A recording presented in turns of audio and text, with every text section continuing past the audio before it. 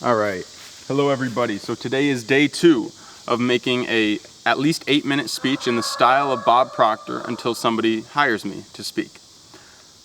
As I will state, every video, no AI or other non-creative technology was used in the creation of this speech. This is all just straight from what I've studied over the past 7-8 years and my thoughts on it with a few actual quotes mixed in.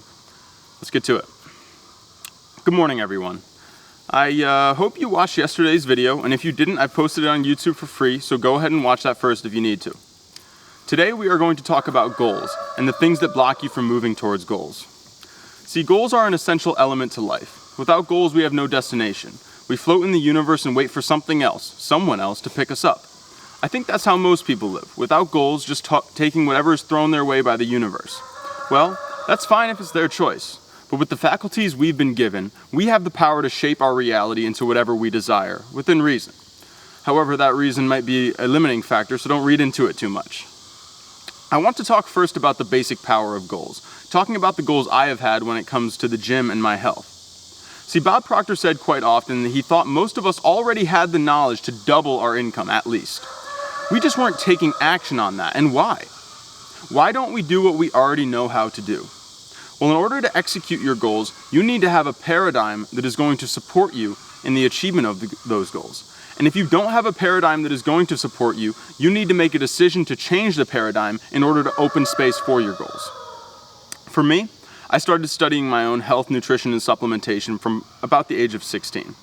I was really concerned with this stuff. I looked at air, food, water, environment, etc., and educated myself on these things to the degree, to which I wanted to.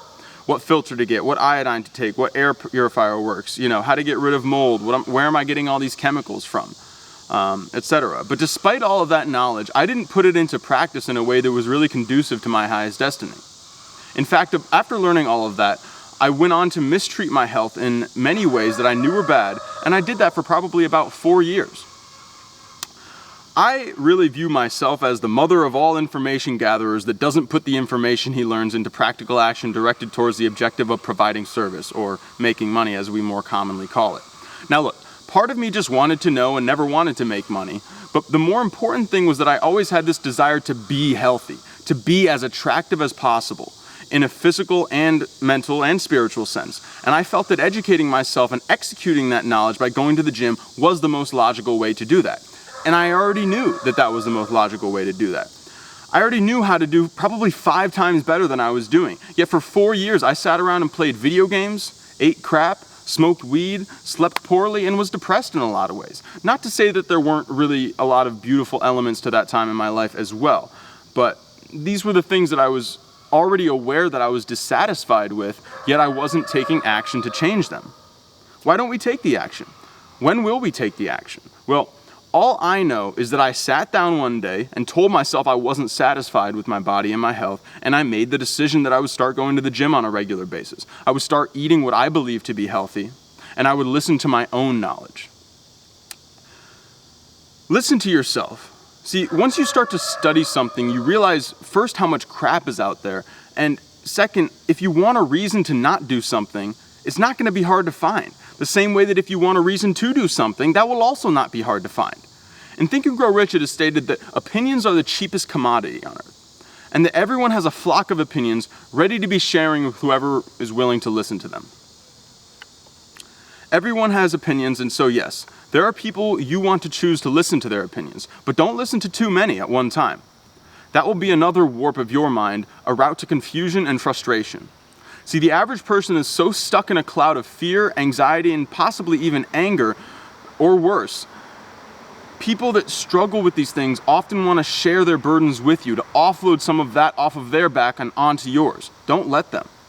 There will always be a pull from these directions telling you to come back to the comfort, that what you believe in isn't really that important, that it all doesn't really matter anyways.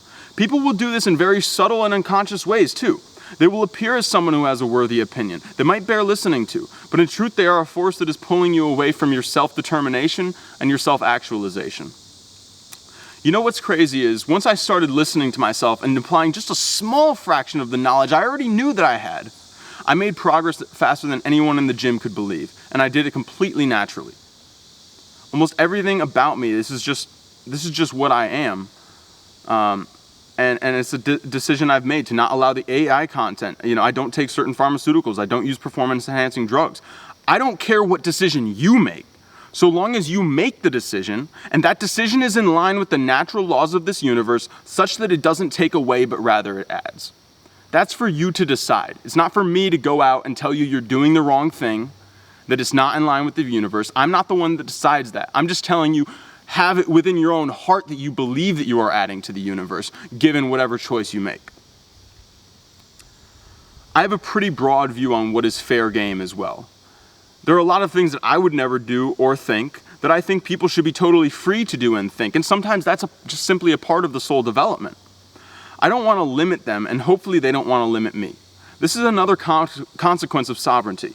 When you start to really think for yourself, you start to build a more centralized base of power within, and that gives you a greater opportunity to really operate as an individual, to bargain for yourself as an individual, rather than as an aspect of conformity. Bob Proctor said once, while talking about the law of vibration, that once you reach the target goal, or rather the target frequency that your goal is on, you will realize that you could have gone there, pointing up to a higher level of vibration. Again, for me, the gym was the place I realized this. I did probably about 50% of the things that I already knew how to do within that first year, and I saw great results. But once I got to the end, I saw that I could have gone even higher. I was so pleased with the results that it energized me even more to be committed and see my own decisions out to their highest end. I want to end this with a thought as to why the gym spoke to me, why I chose excellence in the realm of spiritual and physical attraction as an important goal in life. I think I chose it because I was good at it, because God gifted me with good genetics for bodybuilding, really. The universe did gift me with a body for it, and maybe a mind for it as well. There are many more things that I am not, and I wouldn't pretend to be good at a lot of skills. I don't do much else than work on my body, work on speaking, care for my family, and hang with my friends. Drugs, video games, these are things of the past. And not sleeping well, that's a thing of the past. Not living in harmony with what I actually believe to be healthy, to be what I want in life, right? You can't have your cake and eat it too. I think we all have skills that need to be expressed fully, and I think that you already know at least one thing you can do to take advantage of your natural skills. Think about what you already know, and think about what energizes you when you are in the state of mental peace and bliss. See, we can't think positively if we aren't in a positive state, so you need to bring yourself back to one right now, or to one right now, and think about what you've always known in your soul. Reach back to the memories of your childhood and some of the things that you would do without anyone ever telling you to. This is how we break out of the conformity in a way. There are things you can notice about how you've always been that are going to guide you to what you want to be. I remember when I was probably 4 or 5 years old, I watched a video on the television where a man was chatting with a woman. At the end of the conversation, he gave her a little twist of the lips, a little side grin, And I just remember looking at that and going into the bathroom, looking into the mirror and trying to replicate that. Why was that attractive to her? I want to be attractive. I want to have charisma. I want to be cool. I want to. And I couldn't really tell you why, but the interest. What did I even write here? But the interesting thing? Again, with great power comes great responsibility.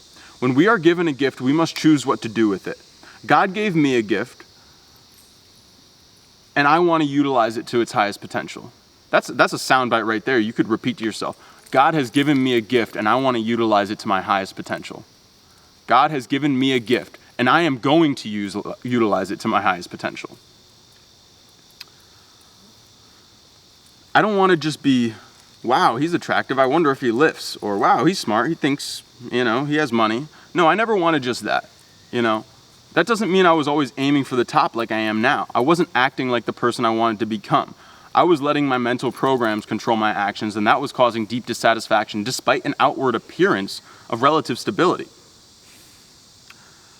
That's why, despite the average person looking at me in the past and saying, wow, he must have a solid life, the truth is that I was dying inside. I was dying because I knew better, and so even when I had something going for me, it wasn't enough. It wasn't enough because I knew I was capable of more. I know you're capable of more, and I know that there are oceans of talent within you that are waiting to be tapped. Don't think about what the average person is going to say. Think about what you are going to say. You could be homeless on the street, but if you are progressively moving towards a worthy ideal, you are a success. The business person who just sold their company for $1 billion is a failure if he or she doesn't start moving instantly towards a new worthy ideal, if they didn't already have one beforehand. I could have the best physique in the world, the best natural physique in the world,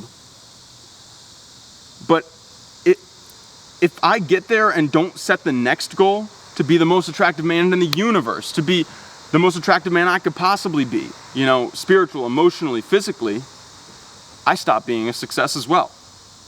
And that's why Bob would often say, Grandma said to be satisfied with what you've got. You should never be satisfied with what you've got. You should be content, or, you should be happy, I guess, with what you got, but you should not be satisfied. We are supposed to strive for things, for goals. You aren't meant to sit back and accept whatever the world throws you. You are meant to get in touch with your higher self, become aware of the paradigms controlling you, make a decision to change them through habit, and set a goal in line with whatever you think is your higher self at that time. I tried 4 other major life goals and purposes before I settled on my current goal and purpose. I thank each of those goal cards for helping me get to the place that I am at today. I want all of you to leave here with a feeling that you can find your purpose, even if it feels far away right now. You can see your goals, and you can do whatever you set your mind to. Thank you. So, today I want you to think more about the purpose. You came here today with a goal, and I want you to keep committing to that goal with every moment. Purpose will rest as the highest goal, and there will be many intermediate goals before the fulfillment of purpose. And sometimes you will even reach purpose and realize there is an even higher purpose out there waiting for you. I want you to think more about purpose because it will give you the greater ability to live as that purpose in the moment. Sure, your goal is where you're going to be in the short term, but if you can commit to a purpose, all of those intermediate things will happen that much faster. The progress will be accelerated, and you will find yourself in an interesting state of energetic motivation, which you can harness for good or for bad. Ryan Sweeney, we'll talk tomorrow.